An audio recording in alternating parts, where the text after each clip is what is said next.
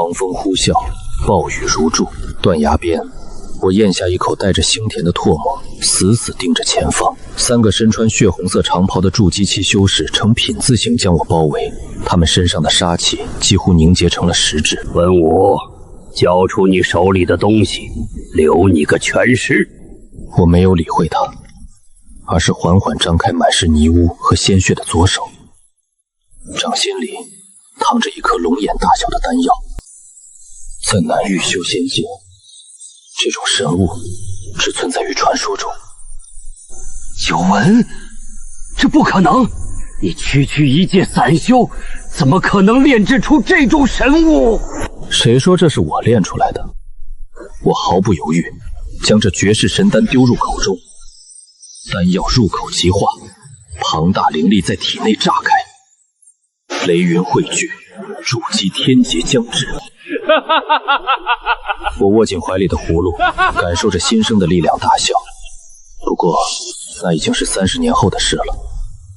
30年前，我连最下品的凝气丸都买不起，更别提当面吞仙丹。我叫文武，却不通文武，只是外门3000灵农里最不起眼的一个。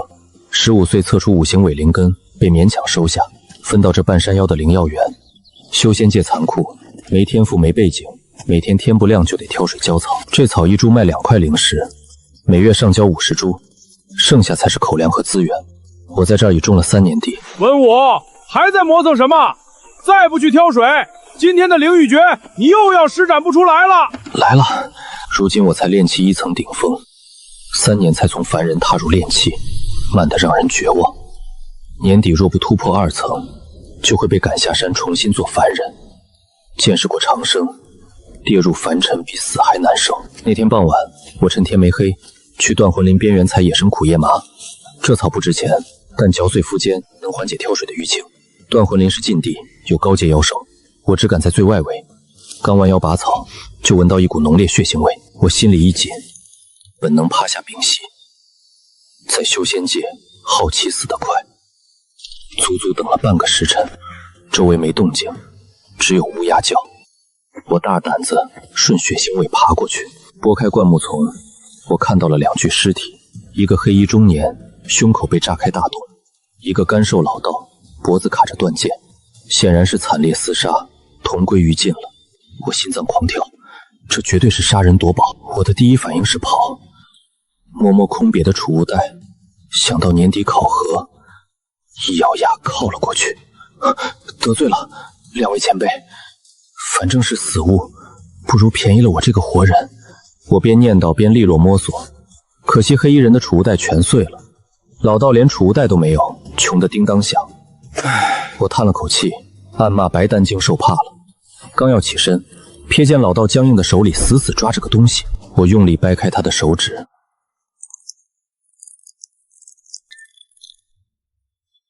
是个巴掌大的葫芦，非金非木，灰扑扑有坑洼，就像凡人集市几个铜钱的劣质葫芦。我拿起来晃了晃，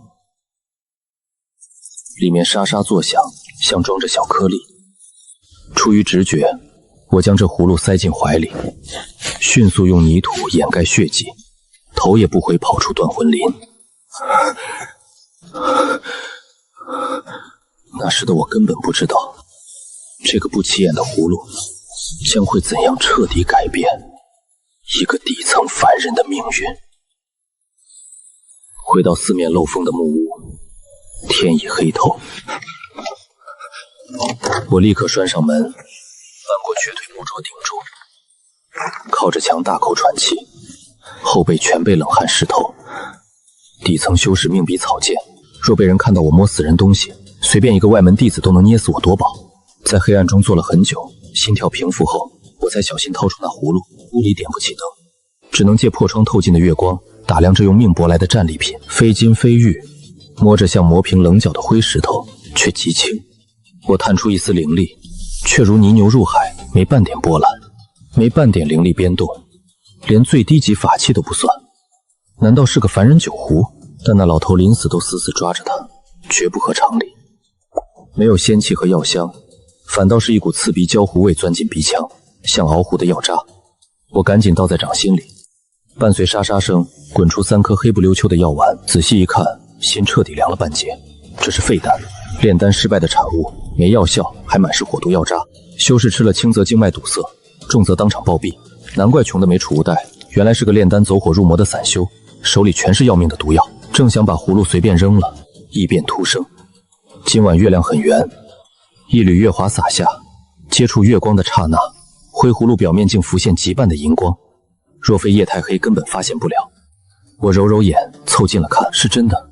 月光化作一丝银线，缓慢而坚定地钻进粗糙的皮壁。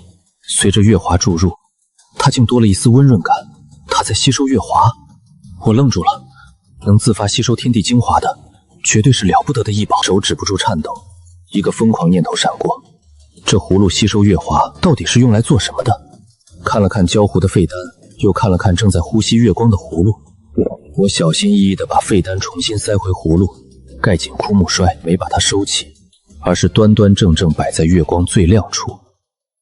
那一夜我没修炼也没睡，像尊泥塑死死盯着，眼都不敢眨，直到天边泛起鱼肚白，月亮隐没，葫芦表面的银光彻底暗淡，变回了那个丢路边都没人看的破烂。我颤抖着手，再次扒开了枯木栓。拔出木塞那刻，我本能屏息，生怕闻到焦糊和火毒，然而什么都没有，屋里静悄悄的，取而代之的是一缕若有若无的清香，香味带着草木的纯粹，吸入腹中，熬夜的疲惫都消散少许。我咽了口唾沫，将葫芦倒在掌心，我死死盯着这3颗丹药，呼吸瞬间变得粗重起来。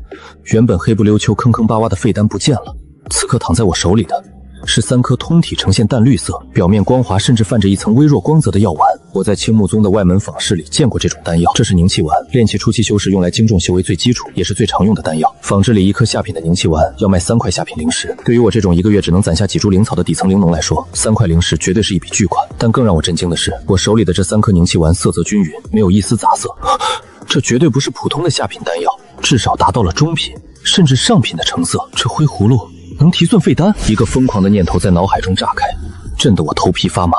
难怪那个干瘦老头是个散修，却敢随身带着那么多要命的废丹。他肯定也是偶然得到了这个葫芦，发现了他的秘密，正准备靠着吸收月华来变废为宝。只可惜他还没来得及享受这份机缘，就死在了断魂林里，最后白白便宜了我。我激动得浑身发抖，但我到底是在底层摸爬滚打了3年的灵农，知道越是这个时候越不能得意忘形。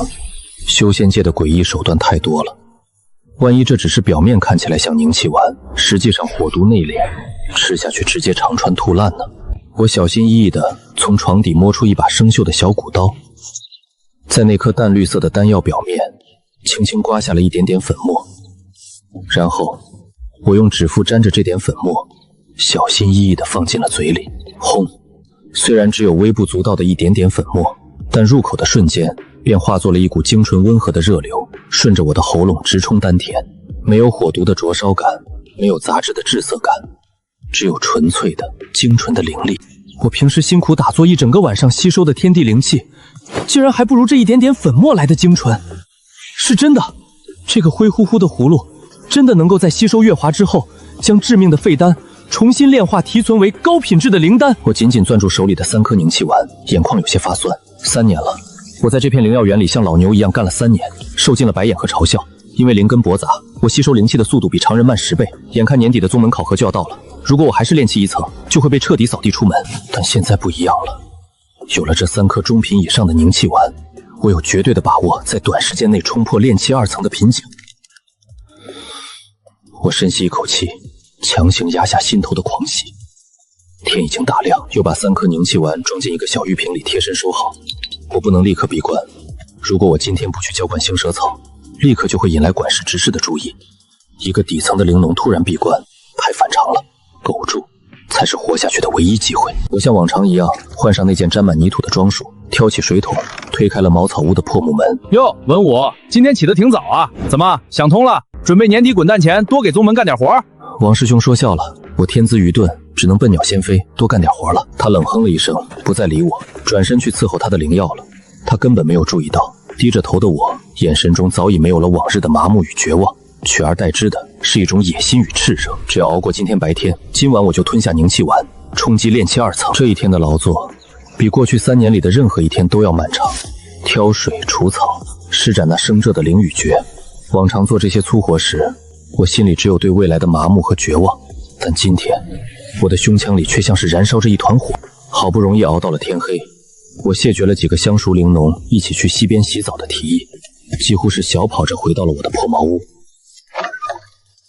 关门，落栓，顶上木桌，一气呵成。我盘腿坐在那张硬邦邦的木板床上，强行让自己做了几次深呼吸，直到心跳不再那么剧烈，这才小心翼翼地从怀里掏出那个装有3颗凝气丸的玉瓶，拔开瓶塞，倒出一颗淡绿色的丹药。那股若有若无的草木清香再次钻入鼻腔，让我精神一振。成败在此一举了，我不再犹豫，仰起头，将这颗中品以上的凝气丸吞入腹中。丹药入口即化，根本不需要咀嚼，便化作一股温热的精液顺着喉咙滑入胃部。紧接着，轰的一声闷响仿佛在我的脑海中炸开，一股极其庞大却又异常温和的灵力，如同决堤的洪水一般，从我的丹田处猛然爆发出来。我吓了一跳，赶紧闭上眼睛，默念宗门免费发放的入门功法青木诀，拼命引导着这股灵力在奇经八脉中游走。我那驳杂的5行伪灵根，平时吸收天地灵气就像是用漏斗装沙子，存不下多少。但此刻，这颗凝气丸提供的灵力实在太纯粹了，几乎不需要我怎么炼化，就自发地融入了我的经脉之中。1圈、2圈、3圈，灵力每运转1个周天，我的经脉就会传来一阵撕裂般的阵痛，但紧随其后的又是一种难以言喻的舒畅感。我咬紧牙关，任由汗水湿透了粗布麻衣。不知道过了多久，体内那股澎湃的灵力终于汇聚成了一股洪流，朝着那道阻碍了我整整3年的无形屏障发起了最后的冲击。咔嚓一声，只有我自己能听到的脆响，仿佛某种禁锢被彻底打破了。原本狭窄干涸的经脉瞬间拓宽了1倍有余，一股比之前雄浑得多的灵力在体内平稳地流淌。炼气2层，我猛地睁开眼睛，黑暗的茅草屋在我的视线里竟然变得清晰了几分。我甚至能听到屋外10丈远的地方秋虫在草丛里鸣叫的声音，力量感充斥着全身。我握了握拳头，感觉现在的自己一拳就能打死一头凡间的猛虎。还没等我仔细体会突破的喜悦，肚子里突然传来一阵异响，紧接着一股令人作呕的腥臭味从我身上散发出来。我低头一看，借着月光发现自己的皮肤表面渗出了一层黑乎乎的粘毛杂质，这是突破境界后肉身排出的后天毒素和污垢。我捏着鼻子赶紧推开门，跑到屋后的水井边，打了整整3桶冰凉的井水，从头浇到脚，这才把身上的污垢洗刷干净。冰凉的井水刺激着我的皮肤，我抬起头看着夜空中的那一轮明月，嘴角终于忍制不住的疯狂上扬。3年了，我终于跨过了这道坎儿。只要到了炼气2层，年底的宗门考核我就能安稳度过，再也不用担心被赶下山去当凡人了。回到屋里，我看着玉瓶里剩下的2颗凝气丸，又摸了摸贴身藏好的灰葫芦，眼神渐渐变得深邃起来。这只是一个开始，葫芦的秘密绝不能暴露，但我需要更多的废丹来喂养它。青木宗外门3000弟子，每个月都会在山脚下的青云坊市进行交易。废丹那种东西，正经商铺肯定不卖，只能去黑市的散修地摊上碰碰运气。不过，我只是个底层的灵农，如果大张旗鼓地去收购废丹，一定会引起别人的怀疑。在修仙界，这种怀疑足以让我死上100次。看来得准备一套伪装了。我摸了摸下巴，心里暗暗盘算着，5天后赶上咱们青木宗外门1个月1次的休沐日，我可没心思像其他灵农那样去溪边抓灵鱼打牙祭，而是早早地把门给反锁了。我抠了点灶台底下的黑灰，把脸和脖子抹得漆黑，又翻出件以前过冬用的破黑棉袍，这袍子够大，连着个宽兜帽，往身上一套显得人臃肿不堪，绝对让人看不出我的身形和岁数。修仙界这地方杀人夺宝的事儿太多了，在没攒够自保的本钱之前，我宁愿做一只下水道里的老鼠。青云坊市就在山脚下30里外的一处山谷里，除开那些正经的商铺街，在坊市最深处的偏僻巷子里，还有一个只在傍晚到半夜才开张的鬼市。在那儿不问出处，不问身份，做买卖全凭眼力和胆量。天刚擦黑，我就压低了帽檐，跟着几个同样糙头露脸的散修混了进去。这里头可没有明亮的月光石，只有路两边偶尔亮起的几盏幽绿色灵火。两边摆摊的修士大多穿着黑袍，戴着面具，连叫卖声都没有。看中什么直接传音或者比划手势，这气氛真是压抑的让人喘不过气。我紧紧揣着那个玉瓶，手心里全都是汗。在鬼市里转了足足3圈，我才在一个角落的摊位前停下。摊主是个戴着恶鬼面具的壮汉，破布上摆着几件残破法器，还有一个贴着封条的黑泥罐子，罐子半敞着，里头飘出一股熟悉的刺鼻的焦糊味，是废丹，看着分量起码得有20-30克。我死死压住狂跳的心脏，故意捏着嗓子，用一种沙哑低沉的声音问他：这罐子里的垃圾怎么卖？炼气中期的火候没控制好，废了一炉聚气散，虽然是废丹，但也沾了点灵药的边。2块下品灵石全拿走。2块下品灵石去买一罐子能吃死人的毒药，这摊主简直是在明抢。但我非但没生气，反而暗暗松了口气，不怕他狮子大开口，就怕他不卖。我没立刻掏钱，而是从怀里摸出那个装有2颗中品凝气丸的玉瓶，倒出1颗在手心，迅速在摊主面前晃了一下，又马上收回瓶子里。我不给灵石，这颗凝气丸换你这罐废丹，加上一本普通的法术小册子。我压低声音，装出一副不耐烦的样子。摊主的眼神瞬间就变了，哪怕只是看了一眼，那丹药上纯正的灵气和光泽也绝对骗不了人。在黑市这种地方，这种成色的丹药至少能卖到5块下品灵石，而且还是有价无市。成交！摊主毫不犹豫的一口答应，那架势生怕我反悔。他在储物袋里摸索了一下，扔给我一本破破烂烂的线装书。这是火球术和敛息诀的残本，算甜头。我一手交出丹药，一手将黑泥罐子和破烂线装书直接扫进怀里。交易完成的瞬间，我极其敏锐地感觉到周围至少有3道目光死死落在了我的背上。露腹了，哪怕只是一颗凝气丸，也足够让某些穷疯了的底层散修铤而走险。我顿时头皮发麻，一刻也不敢多待，转身就往鬼市外走。出了鬼市，我没敢直接回宗门，而是专门挑坊市外围那些地形复杂的乱葬岗和密林绕路。一边走，我一边把刚换来的敛息诀在脑海里死记硬背，拼命试图压低自己的呼吸和灵力波动。就在我路过一片矮树林的时候，前面突然传来一声极其轻微的闷哼，我立刻趴在腐烂的落叶堆里，连大气都不敢出一口。顺着树丛的缝隙看过去，几十步外，一个穿着华丽的年轻修士正捂着喷血的脖子，满眼不可置信地倒了下去。在他身后站着一个瘦小的黑影，手里还握着一把滴着血的匕首。那个年轻修士我认得，刚才在鬼市入口，他花大价钱买下了一把上品飞剑，还得意洋洋地跟同伴炫耀呢。而现在，他已经成了一具渐渐冰冷的尸体。只见那个黑影熟练地摘下年轻修士的储物袋，又往尸体上倒了一瓶化尸水，伴随着一阵黄烟和刺鼻的恶臭，那具尸体在几个呼吸间就化作了一滩血水，连骨头渣都没剩下。全程不到半炷香的时间，一个大活人就这么从世上彻底蒸发了。我死死咬住自己的嘴唇，不让自己发出半点声音，冷汗顺着额头流进眼睛里，杀得生疼。直到那个黑影离开很久之后，我才敢从地上爬起来，双腿像灌了铅一样沉，胃里更是翻江倒海。这就是真实的修仙界啊，没有半点温情和怜悯，只有赤裸裸的弱肉强食。如果你不够强，甚至只要你不够小心，下一刻变成那滩血水的就会是你自己。我捂紧了怀里的黑泥罐子，借着夜色的掩护，像个幽灵一样逃回了青木宗的灵药园。这一夜的经历简直比我过去15年的人生加起来都要惊心动魄，但也正是这一夜彻底打碎了我对这修仙界仅存的最后一点幻想。我关好房门，看着桌上装满废丹的泥罐和那个灰葫芦，眼神前所未有的坚定。我要变强，必须不择手段的活下去，然后再变强。回到茅草屋的第2天大清早，我还是跟平时一样提着那沉甸的木桶出门去打水。哟，文武，昨晚去哪儿鬼混了？眼眶黑得像被人打了一拳，走路都打飘。王师兄说笑了，昨晚修炼得太晚，急着想突破，结果一晚上没睡好，还是老样子。我表面上陪着笑，暗地里却不动声色地运转起了昨晚刚死记硬背下来的那本敛息诀。虽说这门法术只是个残本，还极其粗简，但用来伪装我现在的修为，那可是绰绰有余了。它把我体内炼气2层的灵力波动给死死地压制住。表面上看起来，我依然还是那个卡在炼气1层顶峰，随时会被宗门扫地出门的废物。俗话说得好，木秀于笼，风必摧之。在亲眼见识了黑市外头那种杀人夺宝的狠辣之后，我比过去任何时候都更加明白狗猪到底有多重要。到了白天，我就是青木宗里最勤恳最不起眼的一个底层灵农。我精心地去浇灌那几分地的星蛇草，施展灵羽诀的时候，甚至比以前还要更加卖力，故意装出一副为了应付年底考核在拼命挣扎的模样。因为只有让自己显得毫无威胁、毫无价值，才能在这残酷的修仙界里活得更久。而到了夜里，这扇门窗紧闭的破茅草屋就成了我一个人独享的修仙界。那个花了我一颗中品凝气丸换回来的黑泥罐子，对我来说简直就是一座宝库。那里面可是整整装了32颗炼制失败的废丹聚气散啊！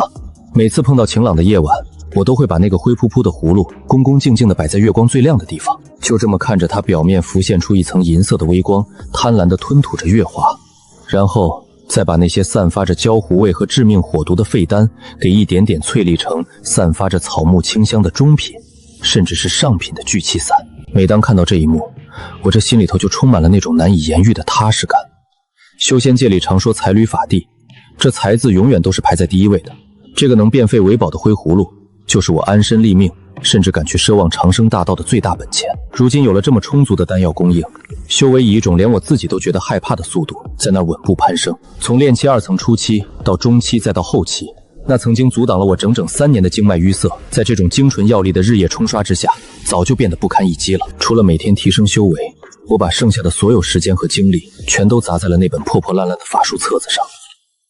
火球术，这是修仙界里最烂大街的一种5行基础法术，但它就是我目前唯一能拿得出手的攻击手段。为了不引起其他任何人的注意，我每天深夜都会偷偷摸摸地溜到断魂林最边缘的一处废弃矿洞里头去练习。刚开始练的时候，我只能在指尖上勉强凝聚出一朵黄豆大小的火苗，微弱的连一根干柴火都点不着。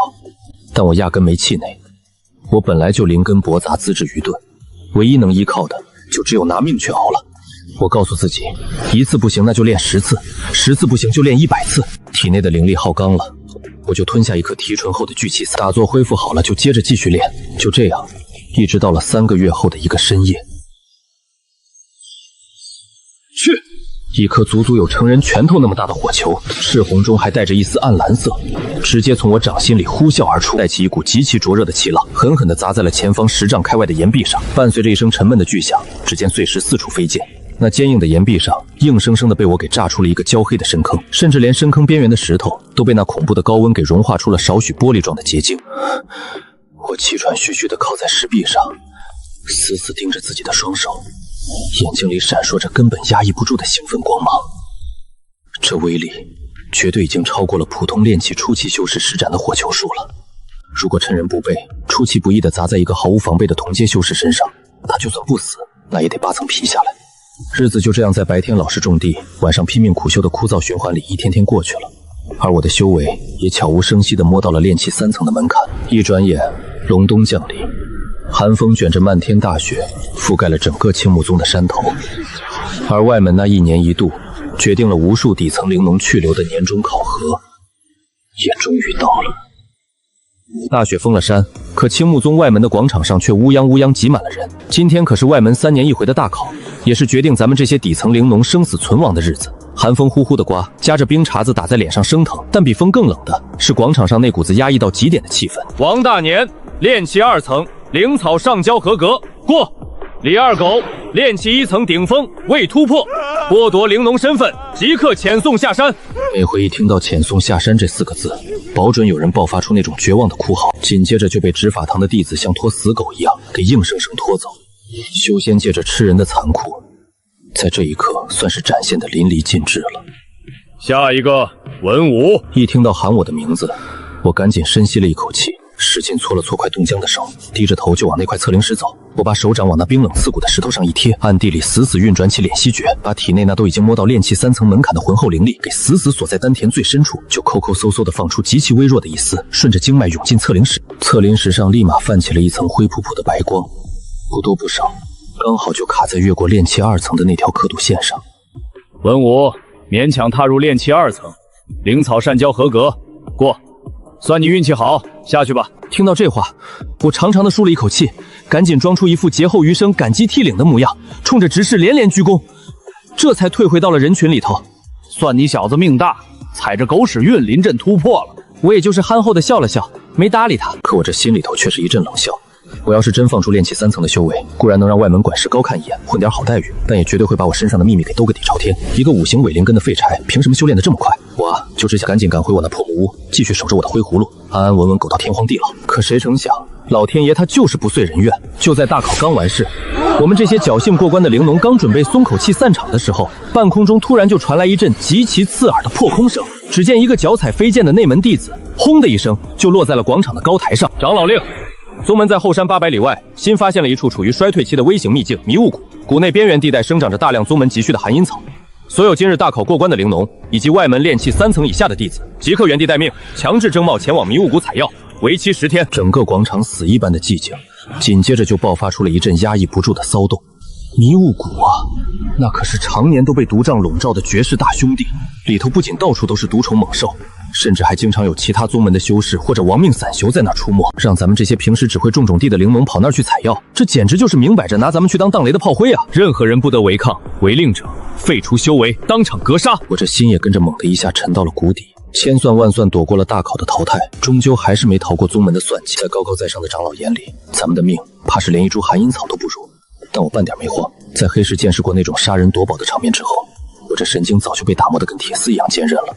我默不作声地退到了人群的最边缘，脑子里开始飞快地盘算起自己手里捏着的底牌。修为是炼气3层，法术有那威力远超同阶的火球术，还有用来藏拙的敛息诀。趁着宗门调集非洲的当口，我借口尿急，赶紧躲到了一个偏僻的角落里，手脚麻利地清点了一下怀里的家当。灰葫芦，这可是绝对不能离身的命根子。还有3个玉瓶，第一瓶里装着5颗提纯后的上品凝气丸，关键时刻能快速补充灵力。第二瓶装着2颗止血丹，那是我拿几株便宜的疗伤草药配合葫芦瞎琢磨出来的，药效出奇的好。至于这第3个瓶子里，就只装了1颗通体漆黑、闻着直恶心的药丸。别小看它，这是我用葫芦提纯废丹的时候偶然折腾出来的1颗极品毒丹。它不但没被洗掉火毒，反而把所有的杂质和迷毒素都给浓缩到了极点。我以前在后山拿只野兔试过药，哪怕只是沾上那么一丁点粉末，那野兔在3个喘息的功夫里就化成了一滩腥臭的血水。这就是我最后用来保命的底牌。熬了半个时辰，一艘巨大的木头非洲就停在了广场的正上方。我和几百个面如死灰的灵农一块儿全被赶上了非洲。我专门找了个最不起眼的犄角旮旯盘团坐下，把宽大的兜帽往下一拉，闭上眼睛，拼命降低自己的存在感。非洲猛地一阵剧烈震动，直接腾空而起，朝着那未知的兄弟破空飞去。刺骨的寒风在耳边呼呼作响，我死死握紧了藏在袖子里的那颗毒丹。兜帽阴影里的眼神变得冰冷，想让我死没那么容易。非洲在迷雾谷外围康当一下重重落了地，舱门一开，一股子刺鼻的腥臭味混着灰白色的迷雾直接就灌了进来。10天后带够30株寒阴草回到这里集合，交不求的就留在谷里当花肥吧。滚下去！咱们这群灵农啊，简直就像被赶鸭子似的，跌跌撞撞的就被轰进了浓雾里。我脚刚一沾地，二话不说赶紧运转起敛息诀，整个人跟条泥鳅似的，呲溜一下钻进半人高的灌木丛，赶紧脱离了人群。在这种没王法的鬼地方，最吓人的往往不是什么毒虫妖兽，而是身边那些杀红了眼的同门师兄弟，傻乎乎的跟着大部队走，那纯粹是给那些修为高的外门弟子当套雷的炮灰。这迷雾谷里头根本看不出多远，连神识都被压制在周围1、2丈的范围。我小心翼翼地踩着脚底烂透的落叶，手里死死攥着那把生锈的剔骨小刀。前头3天，我靠着比谁都小心，躲开了2头炼气初期的妖狼，还在几道阴暗潮湿的石缝里成功摸到了12株挂着冰霜的寒阴草。照这么个进度算，10天凑齐30株不算难事儿。可谁能想到，就在第4天傍晚，还是出岔子了。当时我正趴在一个烂泥塘边上，瞅准了一株品相极佳的寒阴草，刚要下手，突然我背后传来一声极其显微的树枝断裂声，我浑身的汗毛唰的一下全竖起来了，半点没犹豫，连头都没敢回，直接一个懒驴打滚就往旁边扑了过去。一道青色的锋刃简直是贴着我的头皮擦过去的，狠狠劈在我刚才趴着的位置上，把那株寒阴草连带着烂泥地生生劈出了一道深深的沟。咦，区区一个炼气2层的种地废物，反应倒是挺快。中雾里慢悠悠地晃出俩人影，左边是个光头大汉，手里捏着几张符箓来回把玩，右边是个刀疤脸，指尖上还绕着没散干净的青色风元素，是劫修。瞅他们身上那股子一点都不带藏的血腥味，这谷里死在他们手里的人绝对少不了。我赶紧扫了一眼这2个人的修为，光头是炼气3层，刀疤脸是炼气2层顶峰。我故意让自己的声音听起来直打哆嗦。2位道友，我只是个外门种地的，身上就这几株刚采的寒阴草，全给你们，留我条小命行不行？一边说，我身体一边跟着发抖，还故意往后退，吧唧一下绊倒在一段枯木头上。杀了你，东西一样是我们的，要怪就怪你命不好吧。话还没落音，那刀疤脸一抬手，又是一道锋刃奔着我的脖子就来了。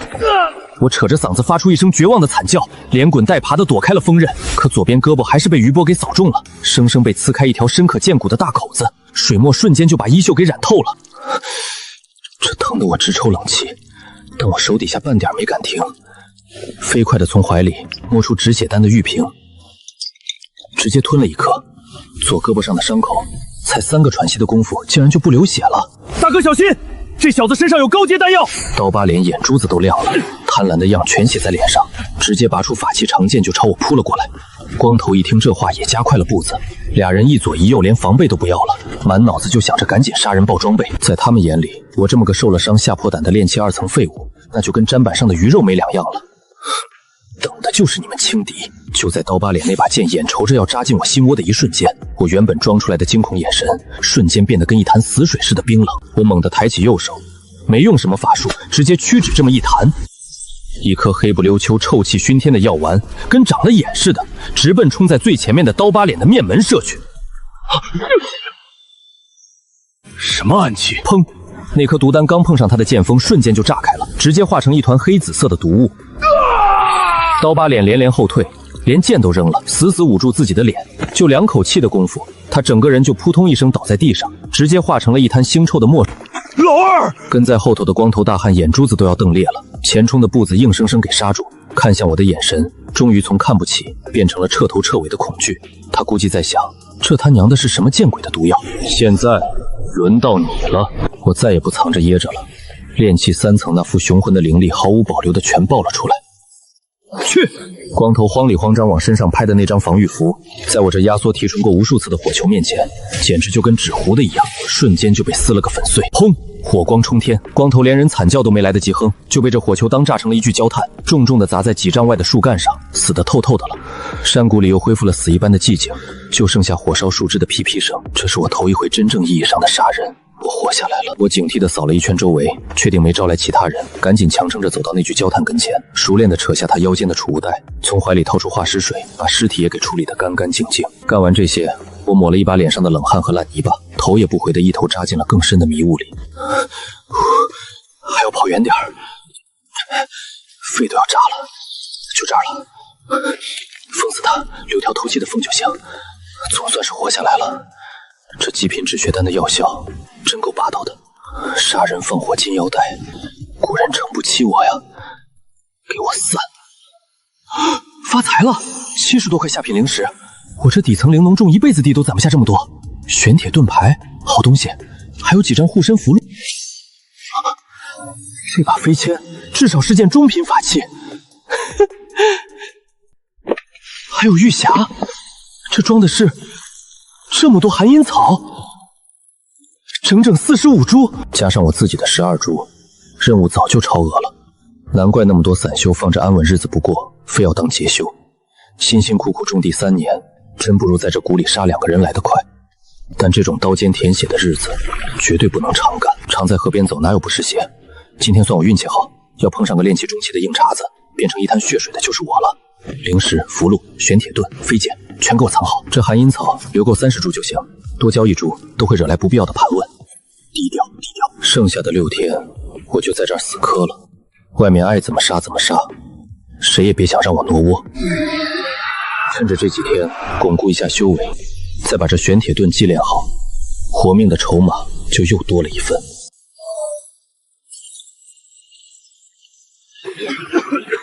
来的时候500多人，现在就剩不到300个了。没人在意少了谁，在修仙界，人命果然是最不值钱的消耗品。交任务。装孙子这事儿我拿手。这管事估计怎么也想不明白，我这么个废物是怎么凑齐任务活下来的吧？下一个。就这3块破石头打发叫花子，我才不在乎。现在我的储物袋里可是有100多块灵石，2件法器，当然还有我最大的本钱灰葫芦。这回的迷雾谷真是把老本都赚足了。只要回到那间破茅屋，我就能安心闭关了。有这么充足的废丹和灵石撑着，炼气中期稳了。可算回到这四面漏风的狗窝了，后背往这操墙上一靠，在迷雾谷紧绷了10天的神经，这才算是彻底松开了。这屋里的霉味儿现在闻着比啥仙丹都让人心里踏实。不过该防的还是得防，哪怕是在自己窝里，也绝不能掉以轻心。玄铁盾得放手边。接下来的日子，我又变回了那个老实巴交的底层灵农，每天老老实实挑水种地，听王胖子吹牛皮。这回迷雾谷死的人多，都忙着分地盘，根本没人会多看我这个毫无存在感的废柴一眼。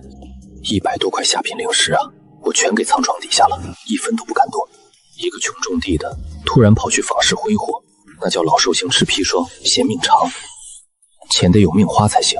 现在的首要任务是提修为，那罐子废丹现在可是我的命根子。有了这葫芦，外面抢破头的上品聚气散，我能当糖度吃。突破到炼气4层，完全是水到渠成。回来才3个月，2颗聚气散下肚，这道坎破。成了，炼气4层，五感敏锐多了，神识直接能扫到10丈开外，10丈外连这只淋雨的野猫我都能看得一清二楚。炼气中期，总算脱离最底层的泥潭了，但这还远远不够看，继续练。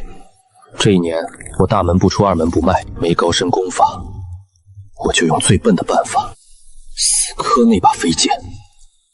劈4溜，一次不行就练10000次。第2年初冬，废丹全耗光了，这是最后一颗。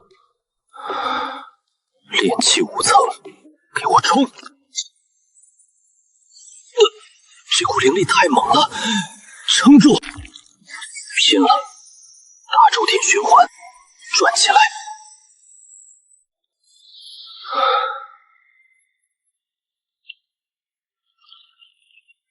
给我破！炼气5层，